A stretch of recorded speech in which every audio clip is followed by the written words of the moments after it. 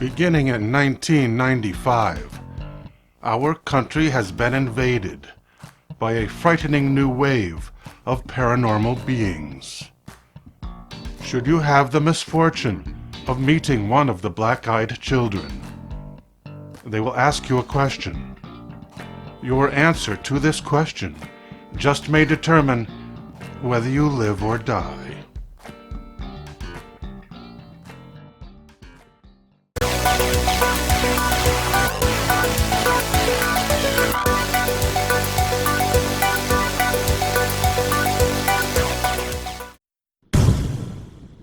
Terry Johnson lived in New York City.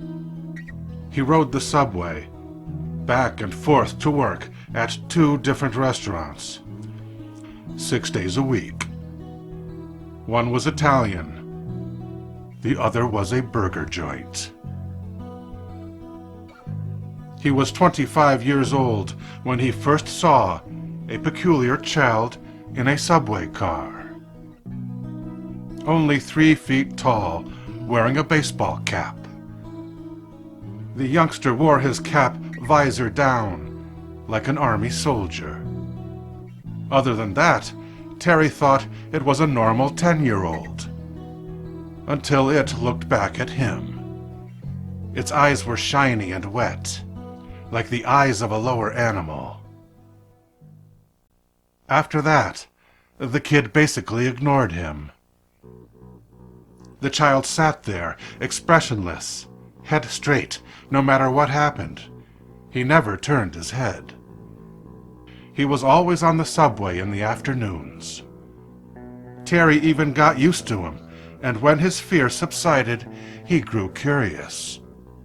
He decided to follow the kid. He was not stalking a child. He was observing some kind of robot. Besides, he just wanted to see where the kid got off the train. He wasn't following it home. They both rode the metro to the end of the line and got out of the car together. As usual, the creature continued to ignore him. They waited on different benches for the first train heading back out. Terry soon lost both of his jobs. He was unable to concentrate. Following the baseball cap became his new profession.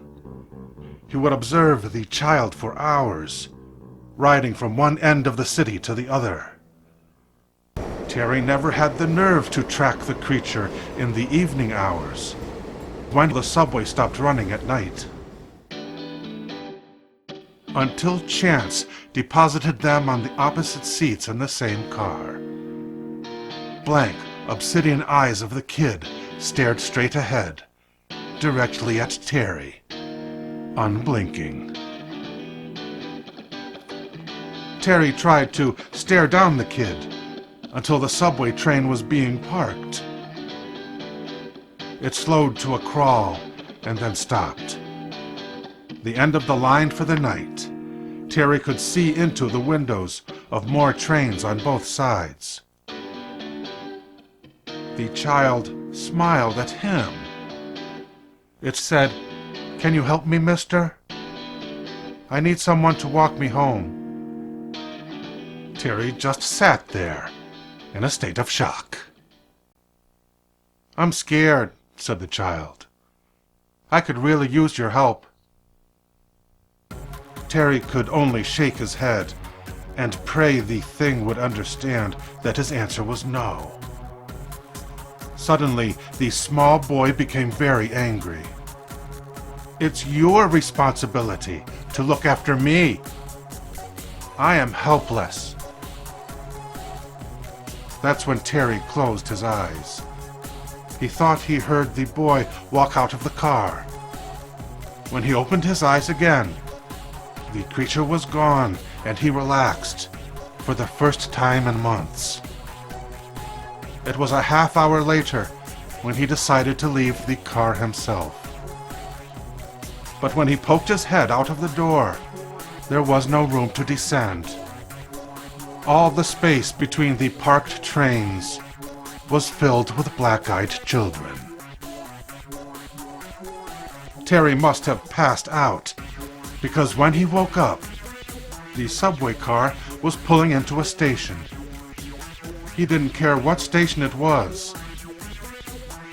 He stepped out of the car that day, and he has never since traveled by train. Whether the black-eyed children are aliens from another planet or demons from hell, their agenda remains unknown. But if you know of their existence, it is said you are much more likely to meet one of them in person.